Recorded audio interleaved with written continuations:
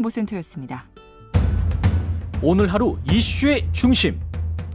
당신의 아침을 책임지는 직격 인터뷰. 여러분은 지금 KBS 1라디오 최경영의 최강시사와 함께하고 계십니다. 네, 4.7 재보궐선거가 하루 앞으로 다가왔습니다. 여야 모두 막판 새 결집의 총력전을 펼치고 있는데요. 어제 서울시장 후보 마지막 TV 토론에서도 서로를 향한 날선 공방이 이어졌습니다. 하루 앞으로 다가온 재보궐선거의 막판 변수, 판세에 대해서 윤태곤 더모아 정치분석실장과 정리해 보겠습니다. 안녕하십니까? 네, 안녕하세요. 네. 저는 처음 뵙겠습니다만은. 전 예. TV에서 많이 뵀습니다. 아, 그래요? 김경래 기자가 진행할 때는 나오셨죠, 자주? 네, 예. 예. 일단은 서울시장, 부산시장 선거 판세는 어떻게? 근데 이게 제가 이런 질문 되게 많이 받는데요. 일반적으로 네, 뭐 정치분석 실장이시니까. 네, 뭐라고 대답을 드려야 될지 모르겠어요. 나름의 네. 이제 판단이 있긴 한데 예. 내일이 투표고, 그렇죠. 예, 워낙 뭐 예민하니까. 예. 뭐 투표하는 쪽이 이긴다. 이게 진짜 뭐 정답이죠. 예. 투표하는 쪽이 이긴다. 그렇죠. 저는 윤 실장님한테 그것도 물어보고 싶어요.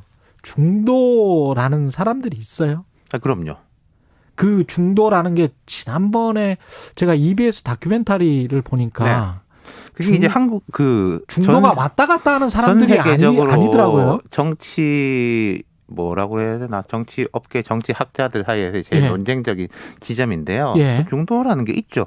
스윙보터라고도 하고, 아니 그러니까 뭐 우리가 무당, 중도, 스윙보터 다 약간 헷갈리는 개념인데 그 정체성이 예. 왔다 갔다 하는 사람들이 아니고 어떤 아젠다에 관해서는 리버럴하고 진보적이고 어떤 아젠다에 관해서는 뭐 보수적이고 이렇게 네.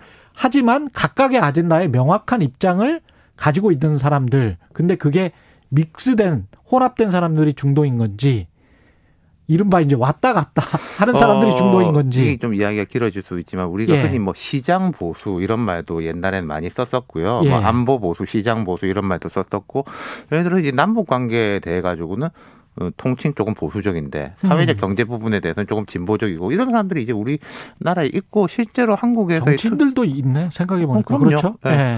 한국에서의 투표현 민주화 이후에 한 30여 년 됐는데 예. 그런 흐름이 일관되게 있어요. 그런 정도의, 아까 제가 말씀드린 뭐 남북 관계는 조금 보수적, 하지만 사회 경제는 조금 진보적, 또 뭐 사회적인 부분에 대해 가지고는 조금 진보적, 하지만 오히려 경제적인 부분에 대해서는 보수적, 이런 부분들이 있는 거죠. 그리고 그분들의 어떤 성향도 중도 성향도 변하겠죠. 어떨 때는 왼쪽으로 조금 더 어떤 갔다고. 부분에 대해 가지고 더 민감하게 반응하느냐. 라는 게 있는 거죠. 시기별로 해가지고. 예. 뭐 예컨대 최근 같은 경우에는 부동산 부분에 대한 게 민감도가 되게 높아져 있다. 이렇게 볼 수 있는 지금은 거고요. 확실히 부동산 선거입니까?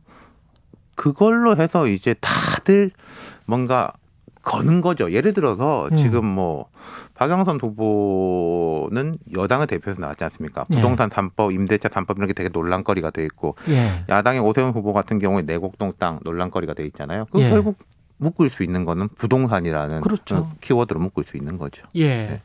일단 아주 뭐 민감한 이야기여서 약간 좀 말씀을 주저하시는데 판세 분석에 있어서 네, 네. 일단 그러면 사전 투표율 20.54% 네.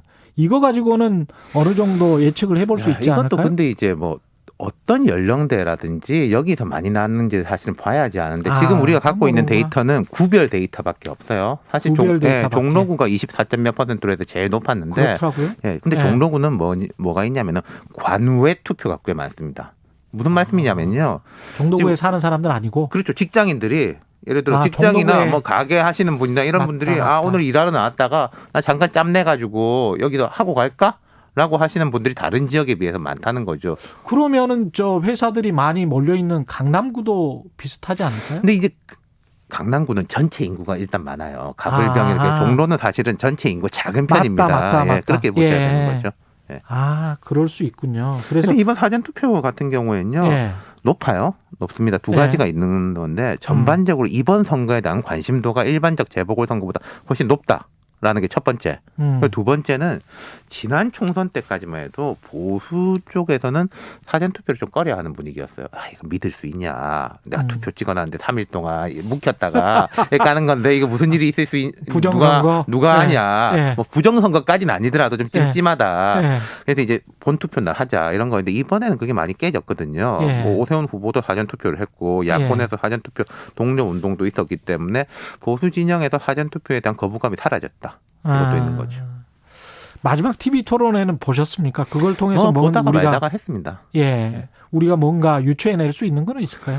저는 이제 그런 느낌이었어요. 어제 토론 원래 이제 TV 토론이라는 게 주로 이제 관심 많은 분들이 보거든요. 관심 많은 분들이라는 뜻은 자기 이제 표심을 거의 정해놓은 분들끼리 본다라는 거죠. 그렇죠. 관심 없는 사람들이 TV 그 토론을 TV 토론 때문에 뭐 좌지우지가 안 된다는 그러니까 거지. 이제 그것에 대한 흐름들이 있어가지고 또 바뀌고 이런 경우도 있는데 어제 토론 같은 경우에는 제 생각에는 뭐 각 지지층을 결집하는 데는 효과가 있겠지만은 중도하고는 조금 다릅니다만은 이제 무당 표심을 아직 결정하지 못한 분들한테 영향을 미치기는 뭐 어려워 보였다. 표심을 결정하지 못한 사람들은 아까 말씀하신 대로 그 부동산 이슈입니까?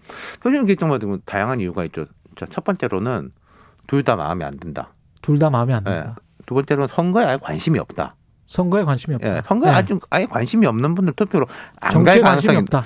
안 갈 가능성이 높고, 근데 둘 다 마음에 안 든다는 분들은 그래도 투표를 할 생각이 가능성이 있죠. 오늘까지도 보면서 누가 더 마음에 안 들지? 라는 식으로 잰다는 거죠. 사실은 둘 다 좋아가지고 투표 못하는 경우는 거의 없어요. 그 주위에서 그런 분 보신 적 있습니까? 둘 다 좋아가지고 투표를 그러니까 못하는 경우. 양강 후보가 너무 좋아가지고 그러네. 둘 다 내가 누구 찍어야 될지 모르겠는데 그런 경우는 없어요 거의. 근데 둘 다 싫어서 누구 찍어야 될지 모르겠다라는 사람들은 많거든요. 결국 차악을 고르는 선거다. 그렇죠. 그분들은 거기에서는 어떤 선택을 오늘도 선택을 할 수 있는 거죠. 내일도 그렇고. 함석헌 선생이 비슷한 말씀을 하셨는데 선거라는 것이 투표라는 것이 돌 나쁜 놈 고르는 거다. 그러니까 그걸 이제 덜 나쁜가에 대한 기준을 어디에 두느냐. 그렇죠. 뭐 예컨대 뭐 도덕성에 두느냐, 뭐 지금 정권이 이제 4년 됐으니까 정권 평가에 두느냐, 아니면 이 선거가 왜 치러졌지에 두느냐에 대해서는 다양한 거죠. 내곡동 그 땅 의혹과 관련해서는 이게 선거에 영향을 미치겠습니까? 이게 거짓말 이것도 논란. 제가 생각할 때는 좀 뭐 양측의 지지층, 특히 여권의 지지층을 결집하는 데는 좀 효과가 있겠지만은 중도층 여기는 잘 모르겠어요. 그러니까 뭐 생떼탕 논란이 있었는데 최 기자도 잘 아시지만 이거의 핵심은 오세훈 후보가 시장 시절에 그 자기 이제 직권을 이용해 가지고 가족한테 이게 도움을 줬냐 안 줬냐지 않습니까? 그럼 이해찬 민주당 전 대표가 말했듯이 2005년에 뭐 생태탕 집에 갔냐 안 갔냐는 직접 상관은 없어요. 하지만 여기서 만약에 거짓말을 했다면 오세훈 후보의 전반적인 그 발언의 신뢰도, 도덕성이 타격이 가는 거 아니냐, 못 믿는 거 아니냐, 이걸 못 믿으면 저것도 못 믿는 거 아니냐라는 식으로 이제 연결이 되는 거기 때문에 예컨대 그 서울시장 시절에 뭘 했다. 이게 나왔으면은 저는 중도층에도 효과가 상당히 있을 거라고 보는데 아직까지는 그게 없는 상황이니까요. 그래요. 그 민주당 같은 경우는 내곡동 땅 의혹과 관련해서 오세훈 후보, 박형준 서울 부산시장 후보 함께 이제 추가 고발하겠다고 했는데 이게 선거 이후에도 영향을 줄까요? 저도 되게 궁금합니다. 왜냐면요, 선거 끝나고 나면은 두 가지 경우로 나뉘거든요.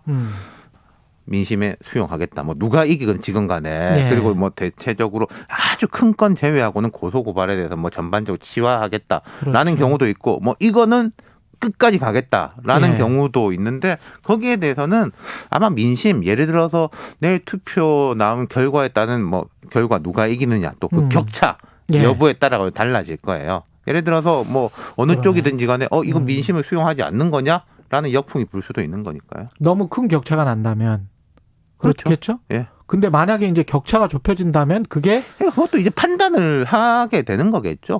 민심이 이 정도로 요동을 쳤고 나중에는 어떻게 됐는데 그리고 사실은 내일부터는 사실 오늘부터 벌써 그러한데 정치권의 시야는 내년 3월 대선으로 가거든요. 그럼 이런 거를 계속 물고 들어가는 게 3월 대선에 유리할 거냐 아니면 뭔가 털고 겸허한 모습을 보이는 게 유리할 거냐라는 식의 전략적 판단들을 하겠죠.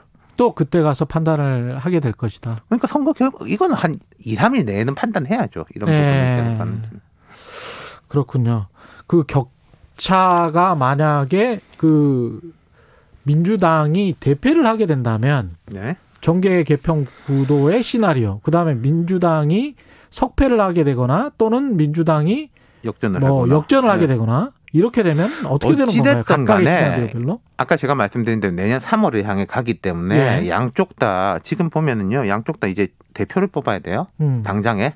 원내대표도 당장에 뽑아야 돼요. 그렇죠. 정치 일정이 많아요. 그럼 그거 끝나고 나면 또 대선 경선으로 가야 되지 않습니까? 예. 예를 그게 이제 들어서, 한 가을 예. 정도 되는 건가요? 그렇죠. 예. 야권 같은 경우에는 이번 선거가 이기든 지든 간에 이기면 이기는 대로 만약에 진다 하더라도 중도 확장 쪽으로 가야 된다라는 큰 방향이 정해졌어요. 예를 들어서 야당이 이번 선거 진다고 해가지고 우리 괜히 무슨 안철수 중도 이렇게 졌다. 도로 보수로 가가지고 결집시켜야 되겠다라는 분위기는 전혀 아니에요. 예. 중도 쪽으로 갈 것이고 그럼 중도 쪽으로 간다는 말은 가겠죠. 결국은 뭐 장외에 윤석열 전 검찰총장과의 관계 맺음을 어떻게 할 거냐. 예. 그거는 이제 뭐 당장 선거 끝나면은 이런저런 이야기들이 많이 나올 것 같아요. 여권 같은 경우에도 예. 선거 결과와 별개로 자 우리가 성찰한다, 반성한다 이런 이야기 많이 하고 있지 않습니까? 예. 근데 그 성찰과 반성의 지점은 방향은 두 가지일 수 있어요. 첫 번째는 180석이나 모아주셨는데 개혁을 미진해서 문제다. 언론 개혁도 더 하고 중수청도 빨리 만들고 개혁이 뭐 빨리 미진했다. 그러니까 더 빨리 뭐 이제 야당이 발목 잡아도 더 나가겠다라는 쪽의 방향이 있을 수 있고 한쪽은 오만과 독선과 독주가 문제였다. 예. 조금 더 겸허하게 하고 민심을 세심하게 살피겠다. 말이 같이 반성이라서 그렇지 방향은 180도 다르거든요. 그 지금 말씀하신 후자는 야권의 중도 확장과 중첩이 되는 그런 그렇죠. 대선이라는 쪽의 건 사실은 다 전략이겠네. 중간을 가가지고 싸우는 건데 지금 그렇죠? 현재 여당의 메시지를 보면 사실 그 두 개가 좀 섞여 있어요. 그런 것 같습니다. 예. 예. 근데 그게 선거 끝나고 나면은 어느 한쪽으로는 물론 뭐 10대 0으로 한쪽만 할 수는 없겠지만 한 예. 6대 4 정도는 진해질 어느 쪽이 것이다. 이제 주고 어떤 어느 색이. 쪽이 조금 종이냐는 정리를 해야 될 거예요. 근데 지금 막판에 그 부동산 특히 정책 나오는 거 보면 민주당 같은 경우는 중도 확장 쪽으로 생각을 많이 하는 것 같다는 그런 느낌도 들기는 합니다만. 근데 이제 그게 이런 거가 있겠죠. 예. 그 민주당은 항상 이제 그 강한 힘이자 그 리스크 요인이기도 한 게 좀 강한 지지층, 핵심 지지층이거든요. 예. 이 부분이 좀 어떻게 될 거냐라는 부분. 그 핵심 지지층이 민주당의 중도 확장 전략에 동의할 것이냐 그 말씀하시는 거예요? 예. 예. 그 제가 볼 때는 그 핵심 지지층은 부동산 문제보다는 뭐 예. 언론, 검찰 이런 이슈에 대해서 관심이 더 많은데 예. 그 이슈가 지금 이제 민심하고 좀 접점이 있느냐, 완전 따로 놀게 되느냐 그런 문제도 있는 거죠. 따로 놀게 된다라고 판단을 하면 그쪽으로는 민주당은 갈 수가 없을 것이고 그렇죠. 예. 그렇겠죠. 예. 윤석열 전 검찰총장 같은 경우는 지금 정치를 하고 있다라고 봐야 됩니까? 그게 뭐 우리가 이제 광의의 정치냐 협의의 정치냐로 말할 수 있는 건데 예. 광의의 정치라고 본다면은 예. 하고 있는 거죠. 그러니까 예. 윤석열 총장이 이제 엊그저께 사전 투표를 한 것도 그렇고 보면은 지금 현재까지는 이렇습니다. 어떻게 좀 비정치적인 행위를 통해서 정치적 효과를 거둘 수 있을 것이냐. 그런 메시지를 지금 주려고 하는 그렇죠. 것 같아요. 자, 우리가 예. 사전 투표 아버지 모시고 한다라고 하는데 그거 예. 자체에 대해서 누가 뭐라고 할 수 있습니까? 그 근데 행위 자체. 근데 그게 장소도 그렇죠. 남가자동이었고 그게 이제 효과를 이제 정치 아버지를 효과를 모시고 구하기 위한 거란 거죠. 그게. 예. 네. 보통의 경우는 부인과 함께 자기가 사는 곳에서 뭐 이런 경우잖아요. 그냥 명확하게 보여주고 싶은 게 있고 뭐라고 해야 되나?